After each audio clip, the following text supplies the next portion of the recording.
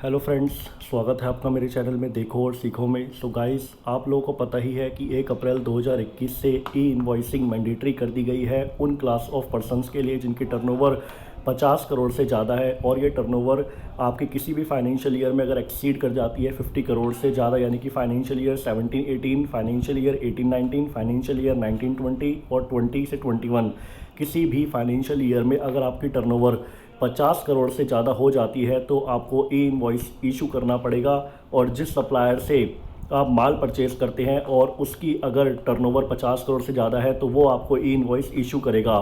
तो input tax credit लेने के लिए अब एक बहुत बड़ी कंडीशन 1 अप्रैल 2021 से आपको फॉलो करनी है। ये कंडीशन यही है कि अगर आपकी सप्लायर की टर्नओवर 50 करोड़ से ज़्यादा है किसी भी फाइनेंशियल ईयर में और उसके ऊपर ई इन्वॉइसिंग का प्रोविज़न एप्लीकेबल होता है, तो जो भी वो इन्वॉइस आपको इशू करेगा, अगर आप उससे माल परचेज़ करते हैं तो वो आपको ई इन्वॉइस देगा।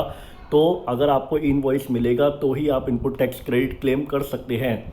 इसके रिगार्डिंग जो सेक्शन 48 है उसका सब रूल 4 क्या बात करता है। यहाँ पर मैंने सब रूल 4 ओपन किया हुआ है। यहाँ पर बोलता है the invoice shall be prepared by such class of registered person has may be notified by the government.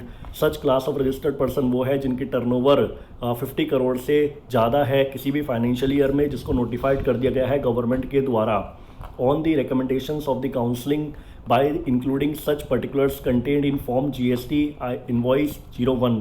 मतलब ये फॉर्म है जिसमें आपको अपने इन्वॉइस का डेटा डालना है after obtaining an invoice reference number by uploading information contained there in on the common goods and service tax electronic portal. मतलब आपको अपने इन्वॉइस का डेटा जो है फॉर्म GST INV 01 में डालना है और इन्वॉइस रेफरेंस नंबर जनरेट करके ई इन्वॉइसिंग के जो प्रोसेस है उसको कंप्लीट करना है in such manner and subject to such condition and restriction has been specified in the notifications.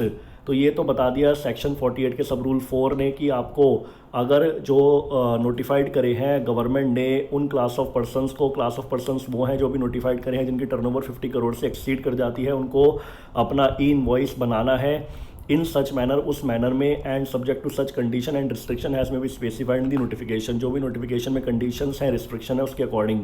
उसके बाद इसका सब रूल 5 जो बोलता है वो बोलता है every invoice issued by a person to whom sub rule 4 applies in any manner other than the manner specified in the said sub rule shall not be treated as an invoice। ये बोलता है सब rule 5 की जिस पर सब rule 4 apply हो रहा है, मतलब जिसकी टर्नओवर 50 करोड़ से ज़्यादा है किसी भी फाइनेंशियल ईयर में और उसको ई इन्वॉइस इशू करना मैंडेटरी है और उसने ई इन्वॉइस इशू ना करके किसी भी और मोड में इन्वॉइस को इशू करा है या किसी भी और मोड में सामने वाली पार्टी को जिससे माल वो बेच रहा है उसको अपना इनवॉइस के अलावा कोई और तरीके से इनवॉइस दे रहा है, तो वो इनवॉइस ट्रीट नहीं किया जाएगा। और जब वो इनवॉइस ट्रीट नहीं किया जाएगा तो जो सामने वाली पार्टी इसको माल बेचा है वो उसका इनपुट ही क्लेम नहीं कर पाएगा। तो ये जो कंडीशन है बहुत ही इंपॉर्टेंट कंडीशन डाली गई है 1 अप्रैल 2021 से। अगर आप किसी पार्टी से माल परचेज़ करते हैं और उसकी टर्नओवर 50 करोड़ से ज़्यादा है किसी भी फाइनेंशियल ईयर में और उस पर ई इन्वॉइसिंग का प्रोविज़न एप्लीकेबल होता है, तो आपको एक ख़ास ध्यान रखना है कि आप जब उस पार्टी से माल परचेज़ करें तो आपको ई इन्वॉइस ही लेना है, तभी आप उसका इनपुट टैक्स क्रेडिट क्लेम कर पाओगे। क्योंकि वो रूल्स के अकॉर्डिंग जो सेक्शन 48 है और उसका सब रूल 4 और 5 जो बोलते हैं उसके अकॉर्डिंग वो इन्वॉइस तभी ट्रीट किया जाएगा जब वो ई इन्वॉइस इशू करेगा। सो गाइस, ये कंडीशन का आपको ध्यान रखना है। और इसी के साथ मैं अपनी वीडियो क्लोज करना चाहूँगा। अगर आपको मेरी वीडियो अच्छी लगे तो लाइक एंड शेयर करना ना भूलें और मेरे चैनल को सब्सक्राइब करना ना भूलें एंड बेल आइकन भी प्रेस करें फॉर लेटेस्ट नोटिफिकेशंस के लिए। Thank you guys, thank you for watching this.